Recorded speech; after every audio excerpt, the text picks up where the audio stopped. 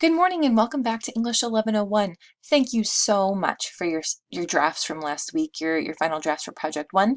I'm now completely finished giving you comments on that project, and I hope that you had a chance to go back under your grades and to read through both the rubric feedback and my longer paragraph that I left you, along with the comments that I left in text for a lot of your essays as well. I hope you find that helpful, and as I catch up on your last week's projects that you submitted as e-portfolios, please watch for that feedback as well.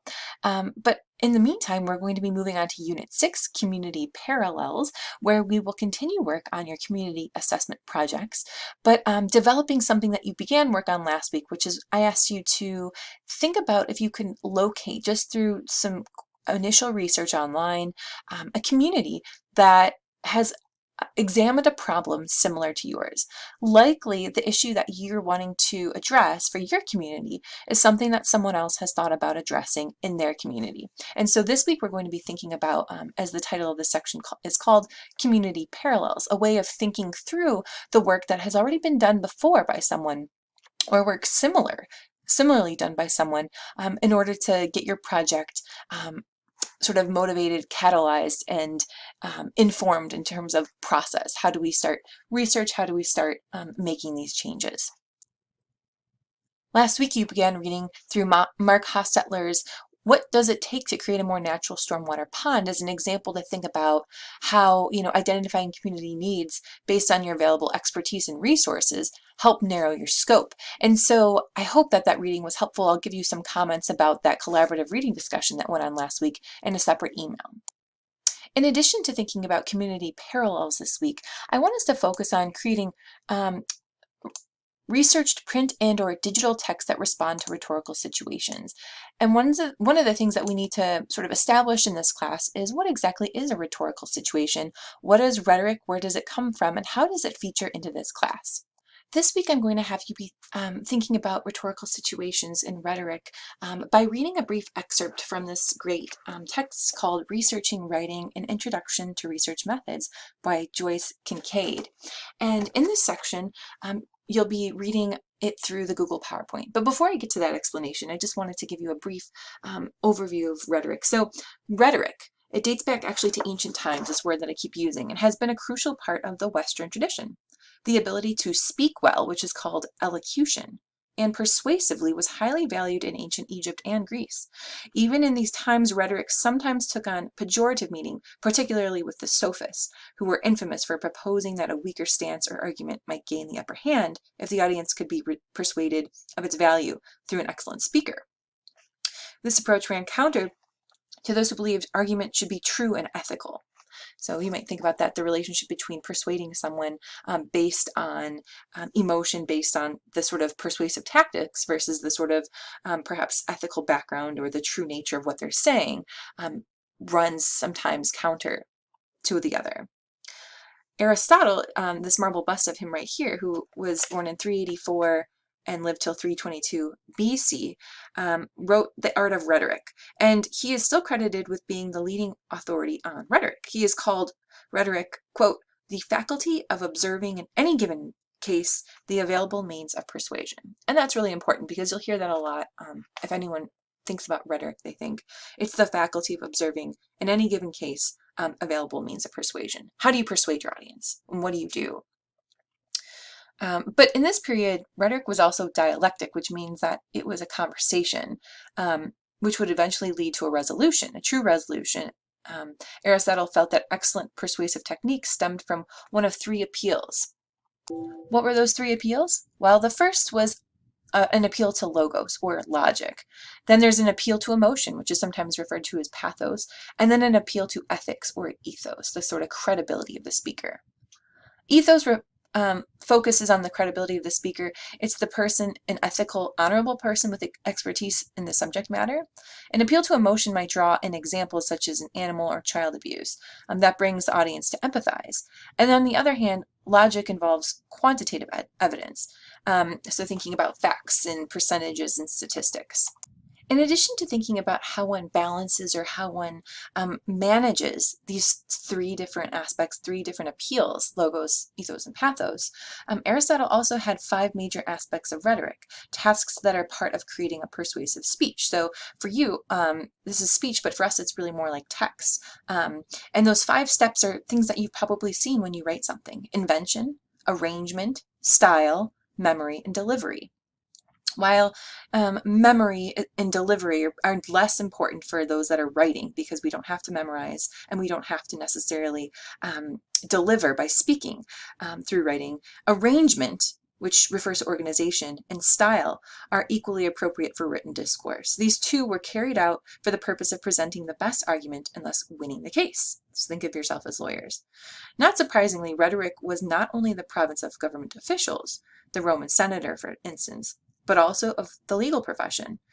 John Quincy Adams famously said of his part in Amistad case, in which an African slave was being tried, "I realized after much trial and error that in the courtroom, whoever tells the best story wins." So it's about telling stories, it's about knowing your audience, and it's about appealing to them and persuading them. Just a side note that the field of rhetoric is not solely the province of men, or was not just the province of men in the past. Well-born women in classical Rome are educated according to the principles of the rhetorical tradition as well.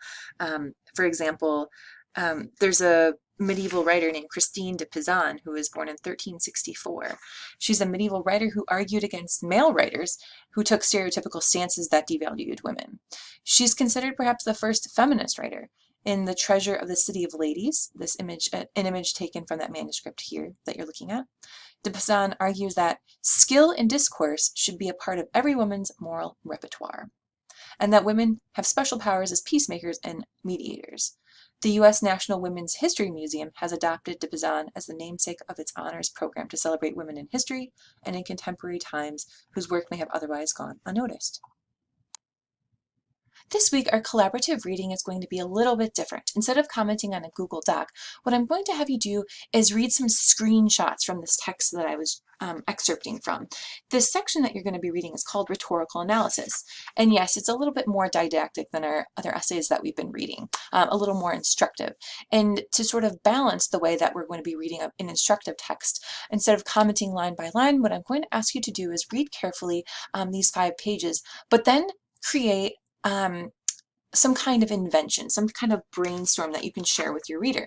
So I want you to take notes on the reading from this excerpt that you read. Your notes may be handwritten, hand-drawn, typed, illustrated, charted, graphed, however you take notes. The goal is to demonstrate different students' methods of arrangement and organization of thoughts and ideas. You know, note-taking is something we will be doing much more in our secondary source research section, so it's really important to start thinking about how we understand our ideas and how we translate them as text, as something visible. You won't be able to take notes on everything because this is a 5-page excerpt, but do your best to identify some key takeaways. Again, handwritten or typed notes are just fine, but you also might think about how to visualize notes, how to think about correlations, associations, and relationships between the things, the sort of different concepts introduced in this selection. Here's a website called GetMind that allows you to basically visualize your brainstorm. Again, it gives you different flow charts, different ideas to mind map your ideas by using images, by using specific kinds of webs, by using flow charts. And so there's lots of different ways, lots of different genres that you can use to visualize some of the data.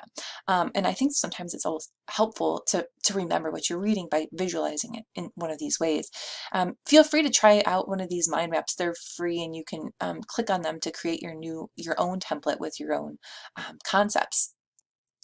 You can also simply just handwrite or hand draw based upon some of these ideas or some of the ways that you're seeing the ideas being correlated and connected. This week you can find the reading as I've added it to a Google slide deck. To access this Google slide deck, just like a Google Doc, click on this blue underlined section, and it'll bring you to our shared, basically, PowerPoint or Google slide deck. Here's the first page, and you'll find an excerpt from Joyce Kincaid's text, Researching Writing, on the subsequent pages. So this is the excerpt I'd like you to see to understand what rhetorical situation refers to. And then what you can do is add your name to a slide and a photograph of your notes, whether they're handwritten, again, typed, or somehow mapped into some kind of an image. I want you to be creative with this. There's no one right way to do this. I just want you to see how other students are gathering information as they read, how they process it, and how they organize it. Again, going back to this idea of invention, which refers to, arrangement and organization of ideas. Please post your slide with the notes based on the readings in the sort of 5 slides before this page. And by Friday, I'd like you to go back through and look around to see what your peers have done. How have they digested the information, and how have they made that into a visual query? By Friday, what I'd like you to do is to respond to those students by adding a quick note down here where it says add speaker notes. Please add your name and then add what your comment is based upon what you're seeing in terms of that student's note-taking. Again, we're just taking notes on the reading, and I hope that sort of these notes at the bottom will help encourage and sort of help you understand and experience different ways of processing information. Your second project this week is to continue to think about audience. And by doing so, you're thinking about community parallels and the resources that are available to you by looking through similar projects, by thinking about your ideas not in isolation, but rather in conversation and something that other communities have perhaps inquired about. And I think this is true of all of your projects. None of them seem so particular that no one may have ever thought about a resolution or an improvement in that way. So building off of what you did last week, I'd like you to create a new ePortfolio page labeled Community Parallels. So last week you began some initial research on an outside community. Some of you did this, some of you didn't, but that's okay. Because this week I want you to do that more intentionally with this by including a similar, research community with a similar demographic. I wouldn't use like New York City to compare, what they've done with Wheaton, for example. So a similar demographic and size that has successfully addressed a question like yours. So this week, I want you to continue thinking about your community parallels on this page, a community that has already accomplished a goal similar to yours on your own project. You'll have to do some initial online research for this investigation. And you'll have to kind of sift through and see if any community has published or considered and shared their results of their inquiry.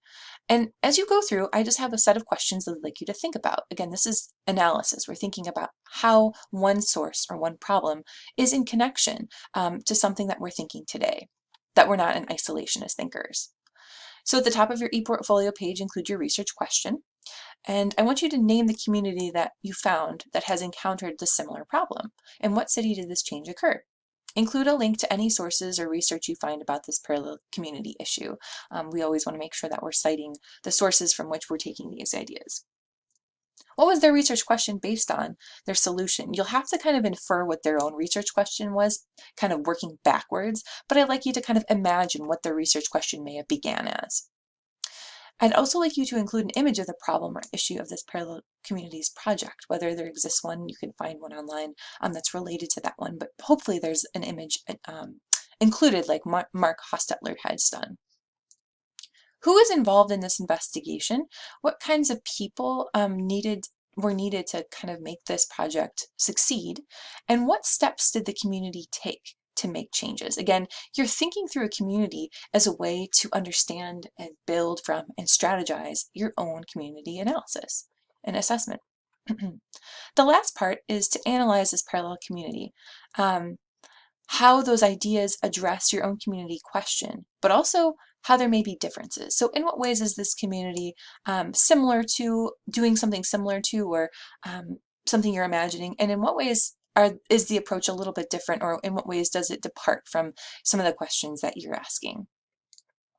So just make this community parallels page this week again, thinking about analysis, more closely looking at investigations and problems that have existed and been addressed in other communities. And by Friday, of course, reply to 5 discussion posts that have included links to their community parallels ePortfolio page. Please watch for my feedback again from last week's collaborative writing and from last week's discussion board post that you submitted. And please, again, thank you for listening to this introductory video, and continue to think about this week community parallels and also rhetoric. Thank you so much for listening.